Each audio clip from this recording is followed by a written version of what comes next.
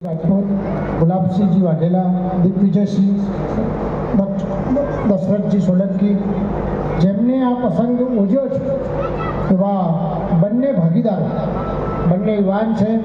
મરબીસિંહ લાલજીભાઈ ચૌધરી, મને લાગે મને કીધું સાહેબ અમે નાની શરૂઆત 10 મકાનથી કરી હતી, પણ આજે 5મી સ્કીમ એટલે એક સ્કીમ તૈયાર થઈને 2-3 સ્કીમ કરવાના છે એવા લાલજીભાઈ, દિગ્વિજયસિંહભાઈ, અને જેમના આશીર્વાદથી આપણા બધાને ઘણી બધા પ્રયોગો આપણને સમાજને બધા જ સમાજોને એવા રૂપસીભાઈ,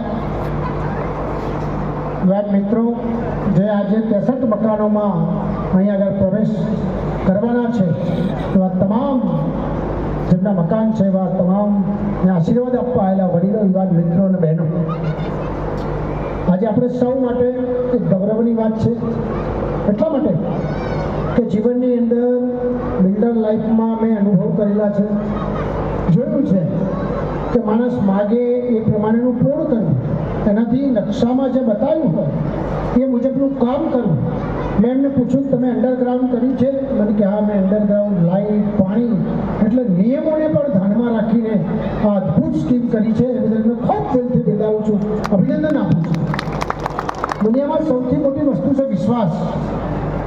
માણસ એક મકાન બનાવે આખી જિંદગી અને મનમાં નક્કી કરે કે આખી જિંદગીની જે કમાઈ છે એને પોતાને એમ થાય કે મારું પોતાનું મકાન થશે, ટાઈમસર મને મળી જશે અને હું એમાં રહેવા જઈશ, કેટલી ખુશી વ્યક્ત થાય.